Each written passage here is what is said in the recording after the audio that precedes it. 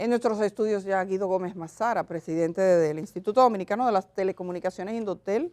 Guido, muy buenos días, qué bueno que esté con nosotros. Hoy es un día en el que nosotros registramos de inmediato. ¿Ganaste o perdiste? ¿En qué? ¿Cuál es tu equipo? Yo soy de las Estrellas Orientales, orgulloso, contrario a algunos. ¿Ya ustedes no están? Contrario a algunos o algunas que nacen en el Ceibo y y renuncian a su origen. Eso le llaman tituá. No, yo voy a dejar que sea Germán que haga la primera pregunta. ¡Oh, la han dejado descolocada! La verdad que Guido, gracias Guido. Gómez Mazara, presidente del Instituto Dominicano de las Telecomunicaciones, está con nosotros. No solo vamos a hablar de ya, la pelota la dejamos a un lado. Es muy grato cuando tú puedes con un político hablar no solo de política o de su cargo, sino fuera de récord. Aquí hablamos de un personaje que está arrasando en Puerto Rico y yo creo que a nivel mundial, llamado Bad Bunny, que yo la verdad que tenía mi prejuicio, pero Guido y yo ahora coincidimos que el tipo es un fenómeno. Guido, buen día. Buenos días.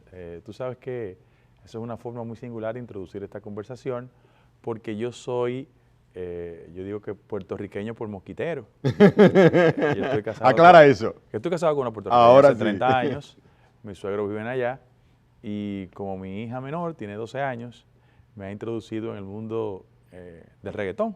Para que tú veas. Que uno siempre tiene prejuicios respecto a ese Yo tema. tenía un prejuicio terrible. Pero yo invito a cualquiera a que escuche el último trabajo de Bad Bunny. Me faltó tirar más fotos, dice, Sí. dice el álbum. Y hablábamos de pitorro de coco. Sí. Que es una bebida ilegal, hay que decirlo. O como artesanal, vamos a decir. Es una versión Clerén, para nosotros, muy fuerte. Es un alcohol que un momento estuvo prohibido en Puerto Rico, pero se mezcla con frutas. Muy popular. Sí. Así Se llama así mismo, pitorro de coco. Qué bueno poder hablar con un político de cosas así, ¿verdad? Cultura general, señores. Ese tipo es un fenómeno, definitivamente. Lo que también, Guido, ya viniendo aquí a lo que es su papel, su rol ahora mismo en el Estado Dominicano, el tema de las cajas convertidoras. Okay. Yo estaba buscando televisión terrestre digital. Okay. Parece como una contradicción. Voy a explicar a la gente esto. ¿Y por qué sigue Indotel en este programa de entregar cajas convertidoras para la televisión terrestre digital? ¿Qué gana el Estado? ¿Qué gana la gente con esto? Con muchísimo gusto. Mira, lo primero es que el concepto de televisión terrestre digital establece un ciclo muy importante porque desde hace 30 años comenzó en Europa, saltó a Estados Unidos y en la región el primer país que lo hizo fue México. Aquí utilizamos un concepto que se llama apagón analógico.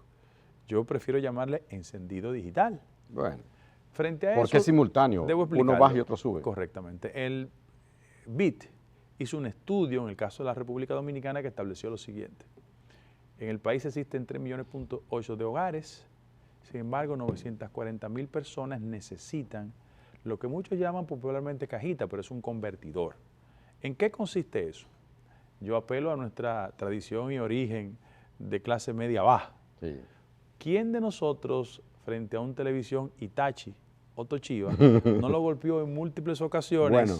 Bueno, yo tenía uno que respondía muy bien cuando uno le daba su pecosá. Bien. ¡Pah! Y entraba el canal. Entonces, una de las intenciones de este apagón es generar la situación de que frente al dilema de muchos ciudadanos dominicanos que inclusive por falta de recursos no pueden adquirir una televisión de último modelo, digital, sí, están excluidos del mundo digital. Frente a eso, lo que ha hecho el Indotel, después de 11 años de espera, es establecer todo un cronograma en el territorio nacional donde se distribuyan los convertidores en la intención de que todos los dominicanos y dominicanas den ese salto. ¿Dónde está adecuado el proceso? En el este, en la capital y en el Gran Santo Domingo. Y hay que hacer una puntualización un poco importante. Como eso es un acto de compensación en términos sociales, hay que decir que en el estudio coincidió con algunas investigaciones del Ministerio de Economía y Desarrollo en la dirección de que el 34% de la pobreza nacional ya está concentrada en el Gran Santo Domingo. ¿Cómo? No estamos diciendo que en el sur dejaron de existir pobres. Lo que estamos diciendo es que hay más pobreza concentrada en el Gran Santo Domingo. Iniciamos ese proceso de distribución y en el día martes, hace 2 días, fuimos a Santiago de los Caballeros, para que Santiago sea el punto de partida de la distribución de 90,000 cajitas en toda esa área del Cibao. Frente a eso, ¿qué le estamos diciendo? Que el Indotel provee los convertidores de manera gratuita. Germán, quiero ser insistente. Gratuita, ojo. Es gratuita. Y ese levantamiento lo que hace es que conduce al territorio a una cantidad de servidores de Indotel en la intención de identificar quiénes no tienen que procurar cajitas. Cuando usted está vinculado a un sistema de cable, evidentemente usted no necesita la cajita. Porque ya lo tiene. Correctamente, porque lo que hace la cajita técnicamente es que genera 3 aspectos importantes. Vincula el concepto de multicanalidad, fortalece profundamente el espectro y lo que muchos en inglés llaman high definition es la capacidad que tengan las personas de ver la televisión con un nivel de calidad.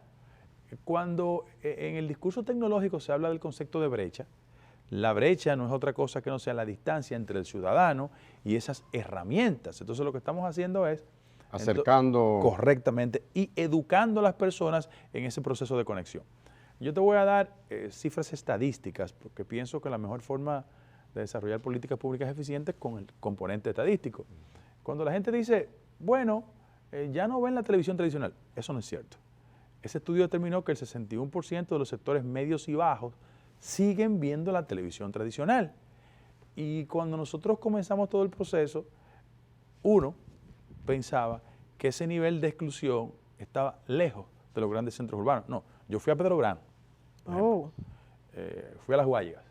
Y yo quiero que usted sepa que a 18 minutos de aquí del centro de la ciudad tenemos personas con ese nivel de dificultad. Entonces lo que hace la cajita es conectarlo con el siglo XXI, incorporarlo al mundo digital y pienso que es uno de los proyectos de carácter social de mayor impacto de la actual administración del presidente Abinader. Es gente que no tiene cable.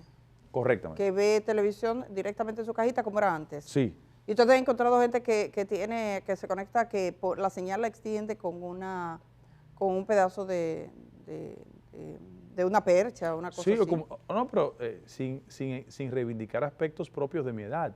Yo soy de una generación en la que tuvo la oportunidad, no sé si pasaba en tu terruño nativo, sí, así pero es. En el barrio mío, por ejemplo, habían 2 factores. Yo nací en Ciudad Nueva y todavía, siendo yo niño, había televisión en los parques. Hay que decirle a la gente eso. Ah, también. Y en segundo lugar, el que tenía mayores condiciones del barrio mío, que era el Chinito Pineda, concentraba a todos los muchachos en la sala. Ahora que vienen. Correctamente. En el piso, todo el mundo ahí. Correctamente. A ver a Jack Veneno. Pero a mí me dice, Guido, dice que el 61% de esos sectores más desfavorecidos, en términos globales, ¿qué porcentaje de la población todavía estaba en esta tecnología? Es decir, de toda la población, si tiene Indotel esa... Sí, nosotros tenemos, nosotros desarrollamos los criterios estadísticos en función de hogares y decidimos lo siguiente, y se publicó el informe, 3.8 millones de hogares, porque el estudio estaba concentrado para asignarle a cada hogar un convertidor. Entonces, 3.8 de hogares necesitaban 940,000 convertidores. Eso te revela la arritmia, para usar una frase de Juan Bosch, que ha existido en el tema del desarrollo en la sociedad dominicana y en el mundo. A veces uno cree que la modernidad y el acceso a estas herramientas es un fenómeno normal, no. Es global. Hay muchos ciudadanos que están excluidos de ese fenómeno. Bueno, Entonces, según me da la cifra de casi 1 de cada 3. Correctamente. Dijiste que la cajita no se vende. Tengo noticias de que en algún momento se ha detectado gente pretendiendo o procurando vender las cajitas que Indotel está suministrando. ¿Tienen ustedes casos documentados? ¿Han tenido que someter gente? Todo el que se equivoque sabe que el peso de la ley y tenemos un personal en esa dirección. Lo que pasa es que hemos encontrado el siguiente elemento que también contrasta con la cultura de los sectores excluidos del país. Es que muchos sectores técnicamente pobres tienen más de un televisor. Ah, sí. Entonces, frente a eso, hay y a veces una parábola incluso. Correcto, hay empresas que ya están vendiendo los convertidores. Ahora, la responsabilidad del Indotel, de conformidad con una licitación que se hizo, yo no estaba en la institución, yo creo firmemente en el principio de la continuidad del Estado, es distribuir en todo el territorio nacional. La primera fase implicó 504,000 mecanismos de distribución en todo el punto de todo el este del país y el Gran Santo Domingo. Ahora, repito, tenemos la distribución de 90,000 en el Cibao Central y el último punto va a ser el sur de la República Dominicana, en el interés de que antes de que finalice el año, el apagón analógico sea una realidad y ya estemos en el mundo de lo estrictamente digital. Y la gente está recibiendo el entrenamiento ahí fácil. Sí, hay una etapa de educación. Los servidores nuestros están en el territorio, educan a las personas, le conectan. Hay dos grupos que son prioridad, los mayores de edad, evidentemente, y quien tiene algún tipo de discapacidad, ellos lo identifican en el sector. Primero eso. Correcto. Quiero reiterar mediante este programa que las personas que van a los hogares están debidamente identificadas con Indotel. O sea, tienen su carnet, lo exhiben, porque la creatividad delictiva es muy específica en este país y podría sustituirse a gente que está haciendo una labor seria, responsable, decente. Muy importante eso, Guido, con otro tipo de práctica. ¿Qué es lo que le plantea, qué es lo que le pide digamos que el facilitador? Sí, el facilitador lo que hace es... ¿Qué tiene que la gente que entregar y qué no? No, previo al levantamiento que se hace en el sector, ya nosotros en Indotel tenemos en la base de datos identificado Guido Gómez Mazara, que vive en Las Guayigas. Bien, hay un levantamiento, hay un personal que va, toca la puerta, se identifica y automáticamente inicia el proceso de conectar el convertidor. Solo lo hacemos en un televisor. Se les requiere cuál es el más factible, si está en la sala, está en la habitación de los muchachos, y ahí se hace la conexión. Eso dura 10 minutos. No tienen que entregarle de que, mira, dame tu número de cuenta. No. Nada de eso. No tienen que entregar Además, dinero. Además, todo el convertidor tiene un número y todo aquel que lo venda identificamos automáticamente a quién se le entregó.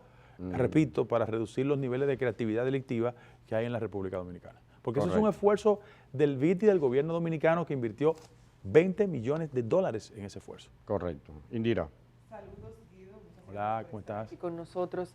Estábamos hablando nosotros antes de que llegaras al programa sobre los fraudes y cómo la gente cae en engaños y demás, pero quisiera saber desde Indotel cómo hacen ustedes para proteger a los usuarios con relación a las estafas, a los ciberataques y a todo eso que se recibe a través de las telecomunicaciones. Ok, con gusto. Me va a dar la oportunidad para anunciar otro de los proyectos que tenemos. Miren, repito, desde que nosotros llegamos al Indotel definimos un concepto, la tecnología al servicio de la gente. ¿Cuál es el desfase que hay? Que el mundo de la tecnología va a una velocidad que a veces deja en la puerta trasera a los actores institucionales en capacidad de prevenir las prácticas delictivas, los ciberdelitos, como se llaman. Ahora, frente a eso, nosotros estamos trabajando en dos direcciones, estadísticamente, y ayer estuvimos con doña Miriam Germán Brito, doña Jenny, todo el personal de la Procuraduría. Entregamos formalmente los 300 millones de pesos. Ustedes me dicen, ¿y por qué comenzaron con las cárceles? Te voy a dar un dato muy triste. Los 300 millones de pesos para los bloqueadores de señal en las cárceles. Ahí voy. Se llaman inhibidores, pero son bloqueadores. Ajá.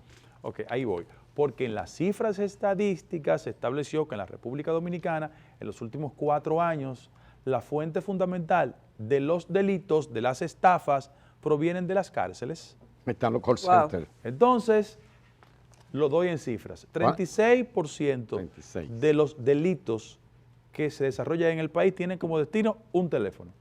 Pero el 90% de las llamadas fraudulentas provienen ¿de dónde? De las cárceles. De las cárceles. ¿Y se hacen con qué? Con teléfonos robados. Entonces, ¿qué hicimos? Identificamos en coordinación con el personal de la Procuraduría y nos dio un auxilio especial el director de prisiones, hicimos un levantamiento. Identificamos 4 centros penitenciarios en el interés de que, como los cambios que se van a experimentar ahora por el hacinamiento de la población, el concepto de bloqueo o inhibidores esté asociado a que el entorno no esté poblado. Me explico. Si yo vivo en Santo Domingo Norte, hace 60 años, cuando se hizo la Victoria, no estaba poblado. Sí, estaba como aislado. Así. Correctamente, pero ahora hay una población. ¿Cuál es el argumento de las prestadoras? Con muchas razones. Acuérdense que el Indotel es un órgano regulador y que nosotros favorecemos la actitud y el compromiso que han tenido las compañías. ¿Qué dicen ellos? Si usted bloquea la cárcel, puede impactar en el entorno. ¿Qué hicimos nosotros? En coordinación con doña Miriam y su equipo. identificamos 4 centros penitenciarios donde hay el mayor flujo de llamadas fraudulentas. ¿En qué interés? En tener los bloqueadores. Miren, ¿cuáles son los centros? Yo sé que ustedes son periodistas, tienen muchos años de ejercicio, Sí. pero el que va al 15 de Asua es un encuentro terrenal con el infierno. El 15. Bien, entonces, ¿qué hicimos? Identificamos el 15 de Asua. Papillón. Correcto. Segundo lugar, Rafey. Rafey tiene como parte trasera el río y evidentemente pues, no hay población ahí. Las otras 2, Anamuya, en Higüey, esa fue una que se quemó. Sí, yo no yo sé si se recuerdo. acuerda que se reconstruyó. Sí. Yo fui ahí cuando esa tragedia 134. Correcto, presos, correcto. carbonizados. Y la otra es El Pino en La Vega. Entonces, ¿qué pasa? Que como Las Parras va a ser habilitada ahora, todo el que está en una cárcel sobrepoblada va a ser trasladado a Las Parras y como no hay un entorno, evidentemente va a ser mucho más exitosa la gestión de los bloqueos. Pero quiero decir una cosa, yo tengo una convicción democrática por criterio propio y vengo de una tradición familiar. En esta dirección, los bloqueadores no significan conculcarle derecho a los privados de libertad, que van a tener acceso a un mecanismo de llamada A su familia. establecido Controlado. formalmente. Entonces, Como, lo que- como en las películas. correctamente. Lo que estamos en contra es que desde las cárceles, con teléfonos robados, se genere toda una cultura de la estafa. Mire, yo he tenido testimonio, y voy a usar este programa para eso, de gente que tiene nivel de formación y han sido engañados de una forma vil. Doy un ejemplo porque es una persona que me ha autorizado.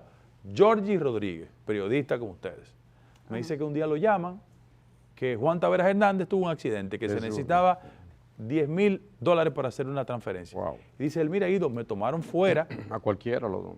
iba casi a hacer la transferencia, ¿y qué pasó? La persona me dijo, dice Juan, que Dios le bendiga. Dice, Y Dios ay, es ateo". mira, Juan no es un hombre con vocación religiosa, eso es una estafa. Pero casi le transfiere $10,000. Wow. Y conozco otro caso, testimonio de un niño de apenas 12 años que le llaman a su hogar y dicen que su madre tuvo un accidente. Y el niño comienza a recoger prendas y la persona del servicio previene esa situación y dice, no, me acaban de llamar porque mi madre tuvo un accidente y el señor está allá afuera recogiendo todo. O sea, fíjense el nivel de vulnerabilidad que tiene. tenemos los dominicanos y dominicanas con esos temas. Pero además, el sector bancario. ¿Cuánto dinero tiene que establecer para compensar prácticas fraudulentas del sector bancario? Es decir, lo que iniciamos ayer va a ser un cambio fundamental en la cultura delictiva desde el punto de vista del mundo tecnológico. Importante. Guido, hay un tema, ya que estamos hablando de las estafas a nivel telefónico, que es el acoso en redes sociales. Ah, Bueno, sí. le estaba entregando un cafecito a Sí. Guido. El acoso en redes sociales. El otro día veía un señor que agarró una llamada, dice que le pusieron como una señora que se veía muy bien y él pensó que tenía una relación casi. Y tomó una llamada, una videoconferencia por WhatsApp, tomaron la imagen de él. Ujú. Y con esa imagen hicieron un montaje con que él estaba hablando de temas sexuales con un menor de edad. Correcto. Le decían, si no pagas un dinero, no vas a tener paz, te vamos a denunciar. Sí. Y hay varios casos así. Tengo incluso un caso de un sacerdote estafado. Correcto. Y hay diferentes personas estafadas con estos métodos así de creativos. Muchas niñas, Guido. Las niñas, hay 4 provincias que he identificado que están usando incluso etiquetas en redes sí. sociales, Correcto. poniéndoles palabras obscenas y demás, y ponen el rostro de la niña con cuerpo haciendo cualquier cosa. Correcto. Estuve verificando y me decían un funcionario de Procuraduría que la legislación es muy débil y todo eso. Quiero saber Ok. si ustedes han hecho algo, piensan hacer. Ok, el problema de la legislación y el tema educativo. Vamos a comenzar por el educativo. Indotel todos los viernes en su centro cultural, ubicado en la zona colonial, tiene un programa donde vincula a niños y niñas de las escuelas públicas del país en una charla organizada por una empresa de una persona que ustedes conocen perfectamente en el tema educativo, en la orientación. Lo hacemos entre niños de 17 años hacia abajo, en el interés de advertirle cualquier tipo de situación, sobre todo el concepto de ciberacoso. En primer lugar. Pero como ya concluimos el ciclo de entregar los recursos a Procuraduría, el Indotel comienza una campaña en menos de 15 días que se llama No me llames, no molestes, en la intención de prevenir a los niños y niñas, pero a todos los ciudadanos, cuando son víctimas de ese tipo de prácticas. ¿Cuál es el problema esencial? Y si alguien en Procuraduría te dijo de la fragilidad de la herramienta legal, es cierto. En el caso específico, por ejemplo, del Indotel, y es un tema que tenemos pendiente en la próxima legislatura, vamos a depositar una reformulación de la ley, es lo siguiente. Nosotros no tenemos un diente penal, como decimos los abogados. Ajá. Y por vía de consecuencia, esos violadores de cualquier naturaleza o abusadores del sistema cibernético lo que hacen es que andan a sus anchas, sin ningún tipo de consecuencia. En el caso específico de Indotel, en coordinación con un consultor internacional y abogados que ustedes conocen perfectamente, estamos proponiendo una transformación de la ley, en el sentido siguiente. Esa ley es del año 1998, es una ley totalmente obsoleta. Esa ley habla todavía de fax y hoy no tiene la palabra internet, menos piensen en ciberacoso. Entonces la intención es presentar por ante el Congreso Nacional una ley que sí nos faculte a una persecución efectiva y una penalización de ese tipo de prácticas. Porque ahora no está contemplado eso. Lamentablemente la Esa figura no existe. legislación es muy frágil. Anacrónica. Y sí, y los niveles delictivos van tan rápido que necesitamos una legislación mucho más efectiva. Correcto. El tema, Guido, que también quería preguntarte, he visto que te has referido más de una vez a las redes sociales, Sí. al otro tipo de acoso, que el acoso político Sí, sí. o un funcionario. Bueno, tu último tuit trata de esto, Sí. estuve mirando. ¿Qué piensas sobre este Miren, tema? nosotros en el Indotel queremos hacer una combinación de los elementos educativos, de una reforma en la ley, pero también hacer un trabajo en la toma de conciencia. Excúsenme que lo diga frente a gente que tiene una experiencia en el mundo de la comunicación. Miren, las redes sociales expresan una etapa de democratización de la información. Hace 20 o 30 años había un monopolio de los conceptos periodísticos y era editoriales. unidireccional. Bien. Ahora, esa democratización ha generado muchos riesgos. Entre ellos, que ha hecho de las redes sociales una pasarela del odio. Donde cualquier ciudadano sin formación, sin instrucción, sin conciencia, provoca daños de cualquier naturaleza. Y comienzo yo asumiendo la culpa desde el punto de vista de la clase política. Nosotros los políticos hemos tenido una cuota altísima de responsabilidad porque incurrimos en financiar esos modelos que desde el punto de vista de la penetración tecnológica generan daños. Por ejemplo, la desinformación. Hay un estudio interesantísimo que establece que el 74% de la información que sale en las redes es fake. Entonces, estamos construyendo un relato falso respecto de temas de la vida nacional. Y como el mundo anda tan rápido, la gente ya no se detiene en otra cosa que en esa información rápida. Víctimas somos todos. Yo, por ejemplo, que tengo una madre muy singular, una mañana llega a mi casa y me dice que una persona, que por higiene bucal matutina no puedo citar su nombre, dijo que yo tenía cáncer. Ay, Dios. Y subió en las redes eso. Dios.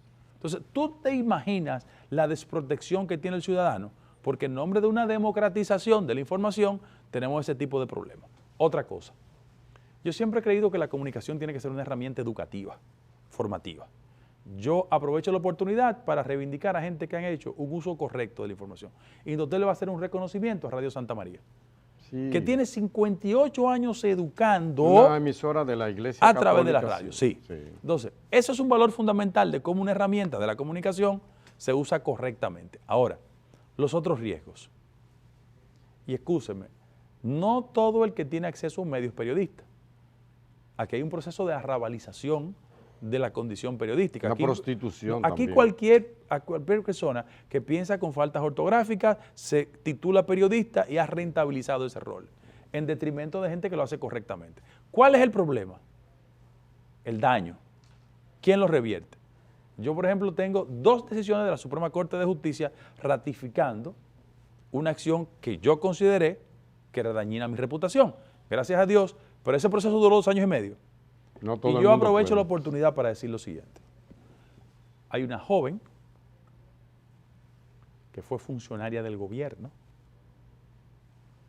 que solo la he visto 2 veces en mi vida, pero tiene una reputación y una calidad académica fuera de discusión, que es la señorita de Camps Germán.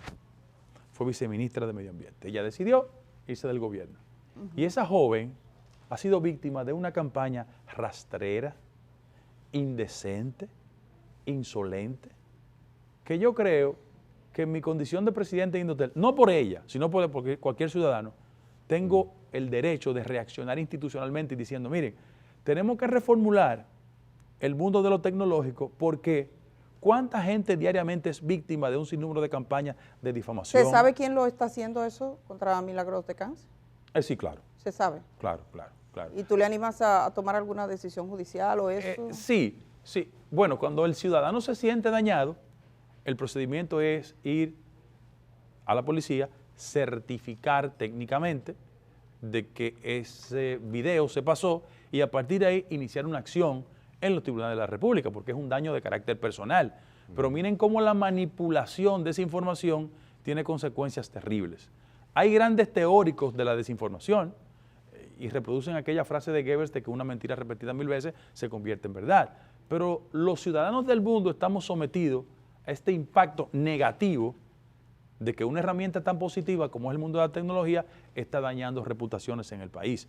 Yo no estoy diciendo que hay que conculcar derechos, no. Y en el caso de esa jovencita lo hacen porque Atuey no está vivo. Sí.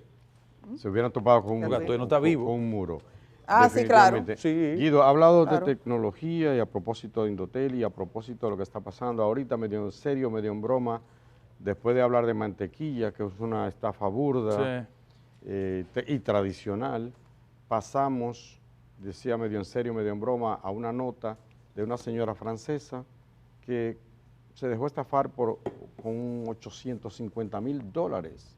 Mucho dinero. Sí. De una gente que decidió pasar por Brad Pitt, que tenía una situación, que no tenía su cuenta congelada, con Angelina Jolie, que estaba ayudando a un niño de cáncer, hasta le manda fotos y todo creado por inteligencia artificial. ¿Qué hará el Indotel, en tanto y cuanto órgano regulador de las telecomunicaciones en el país, frente a eso? ¿Se está adecuando? Sí. ¿Están trabajando ustedes con la inteligencia artificial? Lo primero es que, para que tú veas el desfase entre la legislación y la realidad, es que, si bien es cierto, existe una comisión que está trabajando en el tema de inteligencia artificial, en el país no existe una legislación en esa dirección. Bueno, es relativamente nueva. Sí, vamos a decirlo. por eso la necesidad de que la herramienta jurídica vaya a esa velocidad. Yo estuve en un foro de Regulatel en Cartagena de Indias y uno de los temas que comenzamos a examinar y a discutir es el tema de la inteligencia artificial y su impacto. En el caso específico, nosotros en la República Dominicana, en la medida que la ley se transforme, vamos a tener herramientas de persecución de ese tipo de prácticas. Sí. Pero el segundo nivel de lo que hicimos ayer es crear, por lo menos en la República Dominicana, un nivel de conciencia de que no me llames, no moleste, para tener un mecanismo de determinar no solo la llamada molestosa, sino de dónde proviene, para iniciar una etapa de persecución de una acción que tiene al garete en este país y en el mundo entero a un sinnúmero de ciudadanos, porque hay hackers por todos los sitios, que en el caso específico del país ya hay una situación que es un precedente que está en el sector justicia, de ciudadanos que utilizaban frecuencias o han utilizado frecuencias en el interés de recibir beneficios de carácter económico, porque asaltan tu privacidad, te manipulan y evidentemente hay gente que tiene la debilidad para pagar por ese tipo de chantaje. Correcto. Quisiera, Guido, salir de este tema puntualmente para ir a algo que tiene que ver con un desafío de la política, no solo aquí, sino en el mundo. Recientemente se ha develado uno de los casos de narcotráfico más relevantes de República Dominicana, el caso de Punta Caucedo, donde fueron confiscados casi 10 toneladas de cocaína. Y entre los imputados, que ya veremos a ver qué pasa en los tribunales, figura un director de distrito municipal. Digamos que no es un cargo extraordinariamente relevante, pero ahí está. Y para los partidos políticos siempre este tema sigue siendo desafiante, también los costos de las campañas electorales, los límites y cómo va. ¿Qué opinas sobre este tipo de situación y la vacuna que pueden tener los partidos políticos para que esto no pase? Te agradezco el planteamiento. Todo el mundo sabe que yo soy un político contracorriente, que he sido muy crítico del sistema de partidos y he pagado con satisfacción el precio de tener ese nivel de crítica. Bueno, lo primero es que yo no conozco a ese ciudadano. Su historia política, la que he visto es que comenzó en el PLD y evidentemente producto de esas tratativas y combinaciones que reciben con aplauso a un club de tránsfuga, se le colocó en la boleta de un partido aliado a mi organización política. Yo creo que una de las derrotas que tiene el sistema de partidos políticos en el país es su incapacidad de fiscalizar efectivamente a un sinnúmero de personas que andan aspirando. Reitero, es un proceso de cualquierización de la política, donde el factor dinero ha sustituido las capacidades y ha encontrado terreno fértil porque hay una cuota de electores que por las características propias del clientelismo se mueven en función del bolsillo y no del cerebro de los electores. Y tenemos en la República Dominicana una cualquierocracia. Es decir, cualquier persona que porque tiene dinero, los partidos políticos se hacen cómplices de ello. Todos. Todos, incluyendo el mío, todos. Sí. Frente a eso, le habilitan una candidatura y esa persona se hace alcalde, diputado, regidor y senador. Consecuencias, el descreimiento ciudadano respecto de la práctica política. ¿Y cuáles son los riesgos? Que en la medida que los partidos políticos no le den respuesta a las expectativas ciudadanas, genera un caldo de cultivo para los vengadores sociales. Y yo digo lo siguiente, vamos a aprender de experiencias. Yo tengo un respeto histórico por México. Cuando el secuestro de Crowley, mi papá sale de aquí y se va a México. Y la riqueza cultural de México está fuera de discusión. Pero esa tradición cultural, intelectual, académica y de solidaridad, y con un nivel de política exterior independiente, se viene al suelo cuando las autoridades, por espacio de 30 o 40 años, fueron cómplices del proceso de narcotización de la política en México. Hay un ejemplo funesto, Digo, yo prefiero el México de Octavio Paz, Carlos Fuentes, ¿no verdad? Juan Rulfo. Pero bueno, ese es un México que ha sido empañado porque la fuerza del dinero se introdujo en la política. Colombia. En Colombia el nivel de descomposición llegó a tal punto que Pablo Escobar fue suplente a representante en la Cámara y después ascendió a diputado. Lamentablemente, el caso de Honduras, un expresidente extraditado a Estados Unidos. Condenado. Su hermano y el jefe de la policía. Entonces, yo creo que esas son señales para la clase política en términos generales y para que en mi partido se tomen las providencias del lugar para que ese tipo de práctica no siga constituyéndose en una norma.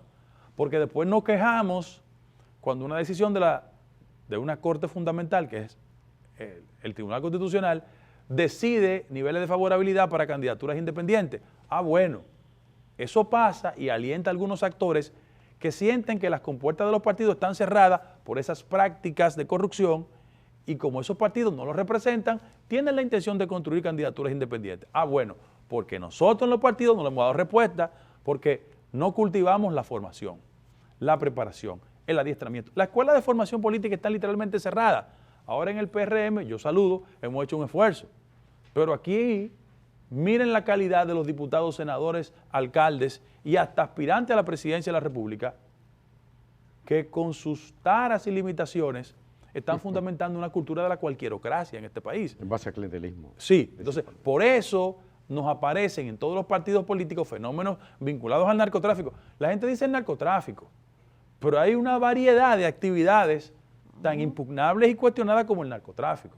Porque aquí hay gente que a lo mejor hoy es exitoso siendo chispero, todo el mundo sabe lo que estoy hablando, acumula un dinero y ahorita quiere ser diputado por su demarcación, o un contrabandista o en cualquier zona fronteriza, de dinero a través de bancas, o los lavadores también. De bancas de apuestas. Aquí hay que hacer un esfuerzo y yo pienso que ustedes, en los medios de comunicación, que son conciencia crítica, tienen que hacerle un favor al sistema de partidos políticos para que el nivel de impugnación sobre esa clase de personas, óyete, yo me siento como miembro del PRM, no lo conocí nunca, porque yo soy una persona seria y responsable, si lo conozco lo digo, a un señor diputado electo por Santiago de los Caballeros, condenado en Estados Unidos, pero no solo la crítica por la actividad que desarrollaba, es que fue el más votado en su demarcación. Entonces es una patada en el trasero al esfuerzo de la clase política y de gente decente que hace política con otro criterio. Pero sin embargo eso está un poquito lejos, me parece a mí, porque lo que vemos en los partidos principales, los más grandes, el PRM, la Fuerza del Pueblo, PLD, es un proceso hacia la derechización, si se quiere, a la ausencia de ese espíritu crítico, de no cuestionar nada, de aplaudir al que da cuarto, lo que usted está diciendo. ¿Cuál es la esperanza entonces? Yo pienso que ha existido también un proceso clientelar de izquierda y de derecha. Por supuesto. Claro, porque cuando tú analizas los programas sociales de muchos gobiernos de izquierda, son manifestaciones populistas. Sí. Es el uso de los recursos públicos para favorecer cosas. De algún modo. Brasil, Venezuela, está ahí, y una parte de México también. Ahora, el proceso de derechización de los partidos políticos, en el caso específico de América Latina, ha sido el resultado de dos factores. El primero, una quiebra de las propuestas de izquierda, por un lado, y una ruptura de esa etapa idílica del socialismo del siglo XXI, que no terminó resolviendo problemas fundamentales, y prácticas de corrupción de muchos políticos de izquierda, porque lo que ha pasado en Argentina con políticos de izquierda es que están vinculados a corrupción. Y el día que se destape Venezuela, usted verá políticos de izquierda con niveles de corrupción. O sea, el tema ético no tiene que ver ni con izquierda ni con derecha. ¿Por qué no me cita México? No, pero en México hay una ruptura. Sí, pero también en México yo creo que el gobierno de López Obrador fue efectivo. Decente. Y lo que proyecta la actual presidenta es efectivo. Sin embargo, hay muchos gobernadores que han venido partidos de izquierda que han tenido temas de corrupción. Repito, el tema ideológico no te cubre de los componentes de corrupción. Ahora, en el caso específico de la República Dominicana, siempre la jurisprudencia es buena. También, nunca una persona que solo haya apostado al dinero ha sido presidencialmente exitoso. En el Partido Reformista, Donald Rí no fue exitoso, no fue presidente nunca. Carlos Morales no fue presidente nunca. Ni Peinado. Jacinto Peinado no fue presidente nunca. En el PRD, Jacobo no llegó José Antonio Narri, no llegó Atuey, ojo. Y en el PLD, un exponente clientelar ultraconservador fue Gonzalo. Y Gonzalo es una expresión de cómo la política se ha caricaturizado en el país. Sobre todo en un partido que le daba clasecitas a la sociedad de que eran serios. Mentira, no sinvergüenza. No todo, pero no sinvergüenza. Y desde el punto de vista ideológico, yo pienso que la principal afrenta para Juan Bosch, una figura referencial de este país, es que el candidato de su partido fue Gonzalo, que no tenía una idea sobre nada, pero fue candidato por el dinero. ¿Qué advertencia hago yo en mi partido?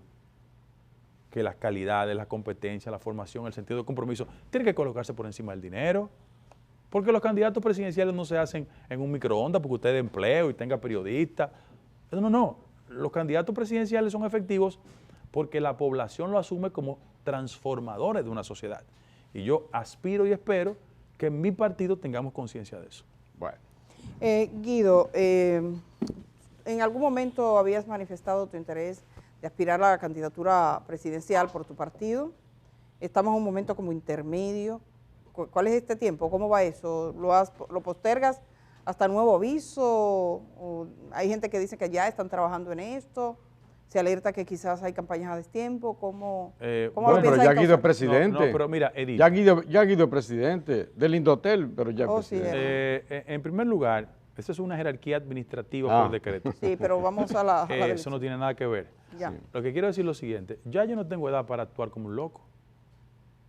¿Verdad? En la canción de Julio Iglesias, tropezar varias veces con la misma piedra popular, pero en política es una estupidez.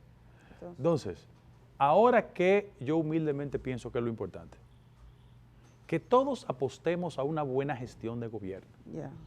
Porque el carro de la gestión efectiva nos va a conducir a preservarnos en el poder. Y que mi generación en el partido asimile los errores de la vieja tradición partidaria. No tenemos que fragmentarnos, dividirnos, intrigarnos internamente, organizar campañitas subterráneas contra compañeros y compañeras. ¿Y eso se está dando? Bueno.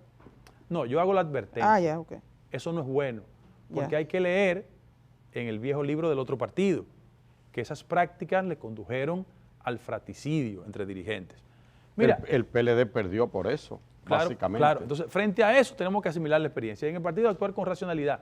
Yo le he dicho a mis amigos, colaboradores y compañeros que en la única campaña que yo estoy, en ser un eficiente funcionario en Indotel. Ya. Que las aspiraciones tienen su tiempo, que en el ciclo del partido lo importante en el 26 va a ser elegir las autoridades y que nadie se hace presidente de la República en microondas, que es un proceso. Bueno, Pues ahí nada, está. Guido, muchas gracias por Guido. estar esta mañana con nosotros. Gracias a ustedes. Muy bien. Feliz resto del día. Vamos a la pausa, esto es brevísimo, regresamos de una vez.